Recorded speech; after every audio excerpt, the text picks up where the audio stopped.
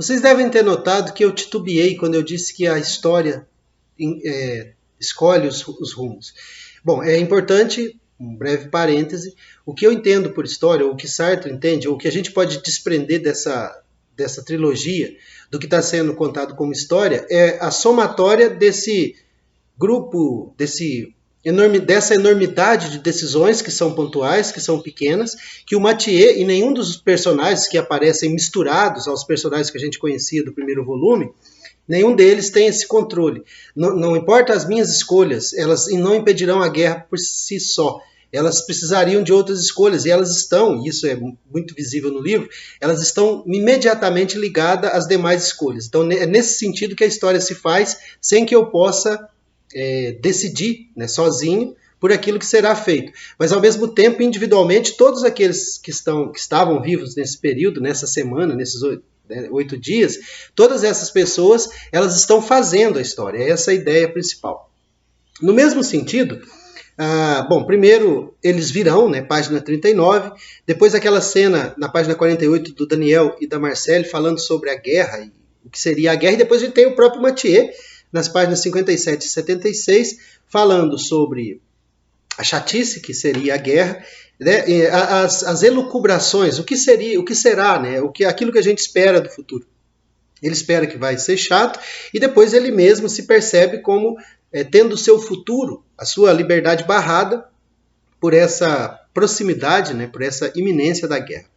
Bom, a partir daí, dessa noção desse futuro, ainda falando sobre o futuro, eu proponho um breve trecho na página 81. Está lá, bom, poderia ser desde a página 80, que a questão do futuro está aqui já desde aí presente, mas na página 81, quando ele fala da guerra.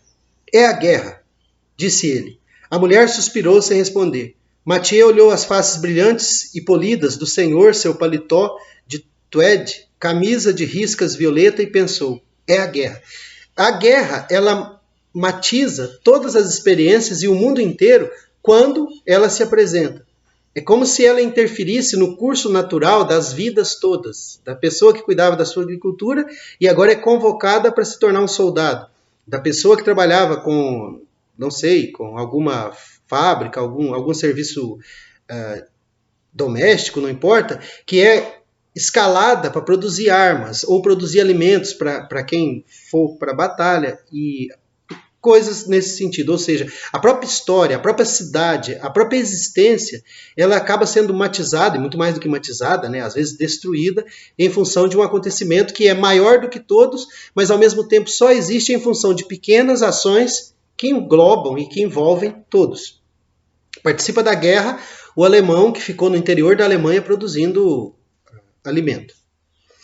Continuando, a guerra, alguma coisa que ainda se ligava a ele só por um frio, desprendeu-se, contraiu-se e caiu para trás. Era sua vida. Ela estava morta. Voltou-se, olhou-a. Vigier estava morto. Ele estendia as mãos sobre o lençol branco, uma mosca andava em sua testa e seu futuro alongava-se a perder de vista, ilimitado fora do jogo. Fixo com seu olhar fixo sobre as pálpebras mortas. Seu futuro, a paz, o futuro do mundo, o futuro de Mathieu. O futuro de Mathieu ali estava descoberto, fixo e esgazeado, fora de jogo. Mathieu estava sentado numa mesa de café, bebia, estava além de seu futuro. Olhava-o e pensava, a paz. A paz que, de certo modo, permitiria que aquela existência, ou que as existências todas, retomassem o seu curso naquilo que havia sido projetado.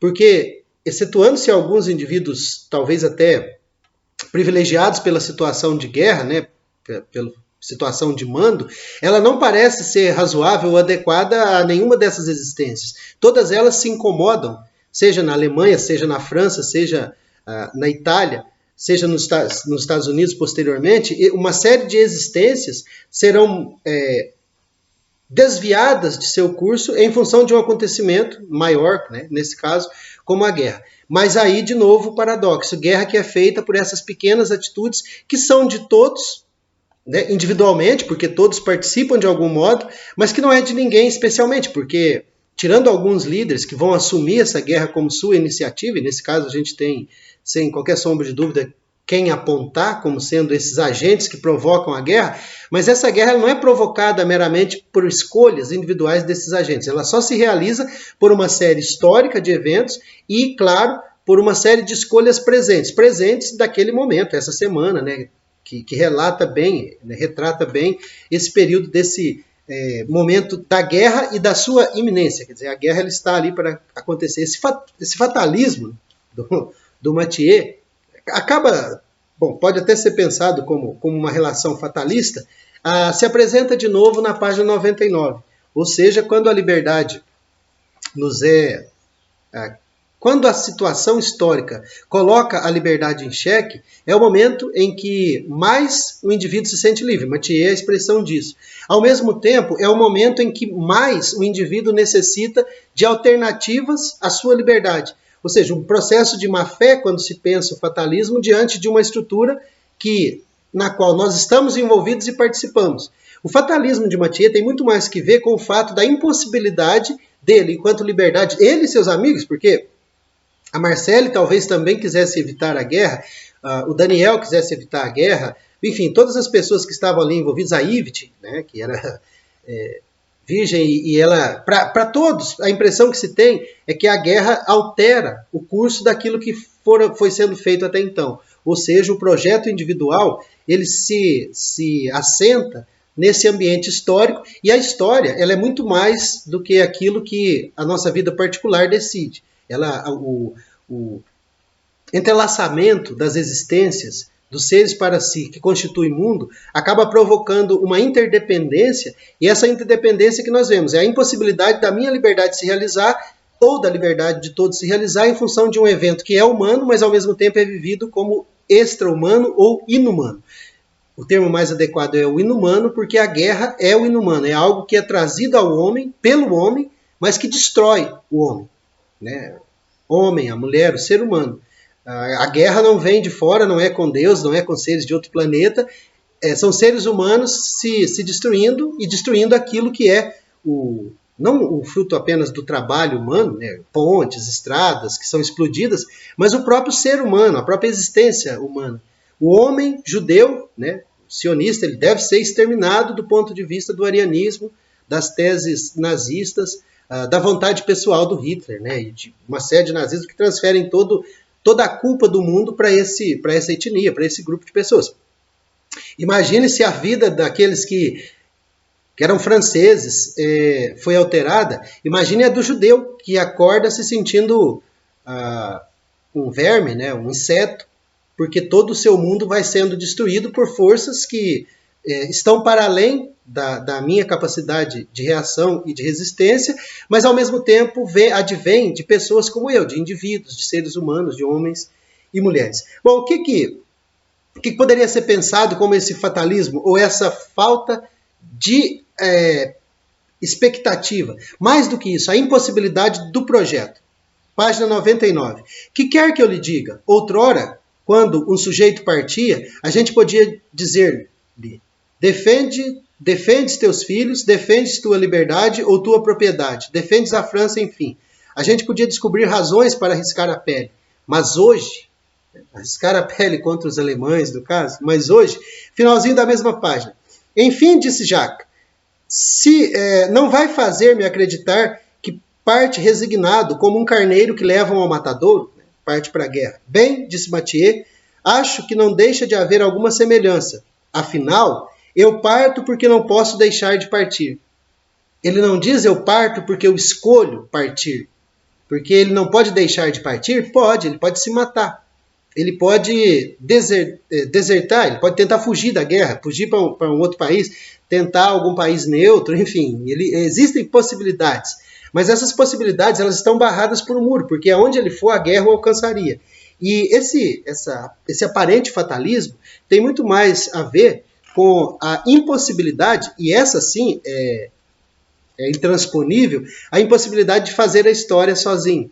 Quer dizer, a associação de liberdades no grupo em fusão que permitiria que a guerra não acontecesse. E que efetivamente está provocando ou fazendo com que a guerra aconteça, que são as escolhas também dos homens e mulheres franceses, dos homens e mulheres de todos os países que estavam envolvidos.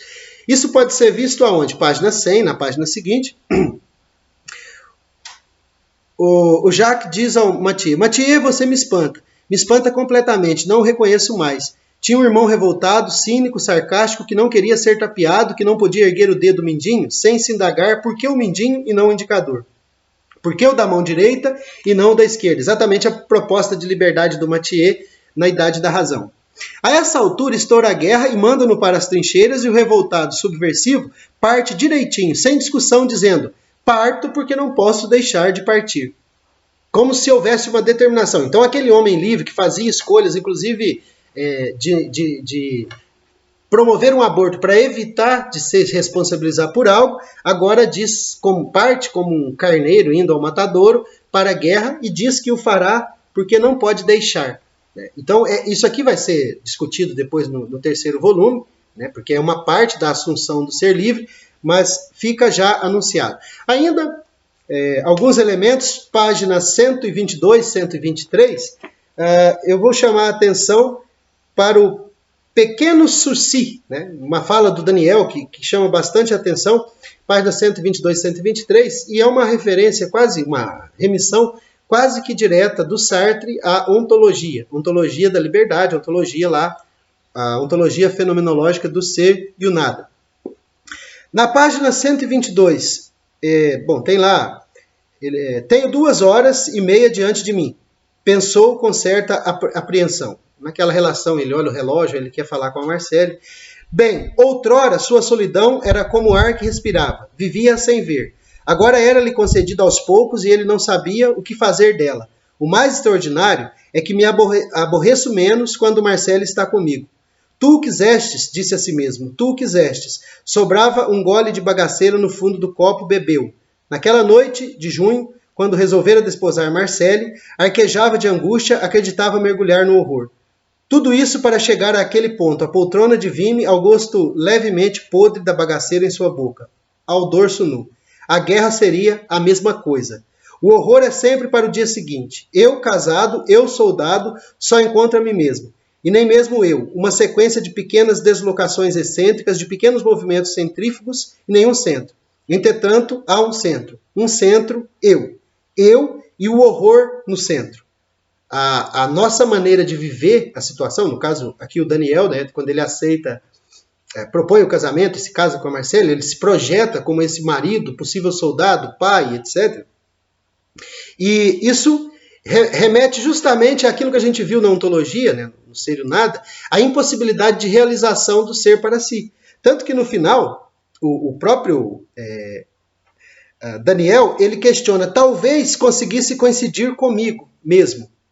Não para me aceitar, Deus, não, para ser, enfim, o puro objeto de meu ódio. A objetificação de si mesmo, a tentativa de coincidir consigo, aquele sonho de ser Deus do para si, de ao mesmo tempo coincidir consigo e não coincidir consigo, que é impossível logicamente, e esses são esses pequenos sursis. Nós estamos, como o Mathieu descobre no primeiro volume, o Daniel reforça essa ideia, nós estamos, pelos nossos pequenos sursis, engajados de tal modo na história e na existência que nós simplesmente não podemos alterá-lo. O que mais que eu quero comentar? Assim, a técnica, né, na página 189, o que eles temem, né, do que eles estão tentando se proteger nessa condenação futura, né, nesse sursis. Bom, primeiro, eles estão tentando se proteger da técnica mais eficaz para matar dos alemães.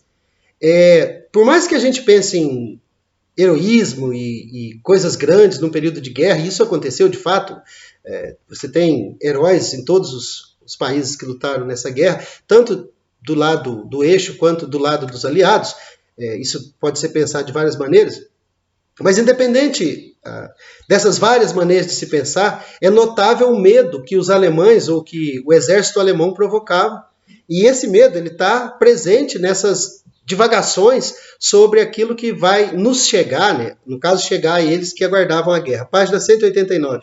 Sabe que eles fizeram uma invenção? Quem? Eles? Os alemães. Um negócio que mata gente como mosca, com terríveis sofrimentos. Será possível, meu Deus? Que bandidos! Mas o quê? Mas o que é? É uma espécie de gás. Acho, ou de um raio, me explicaram. Ah, é o raio da morte, disse o açougueiro, meneando a cabeça. Pois é uma coisa assim. Não acha que é melhor estar enterrado?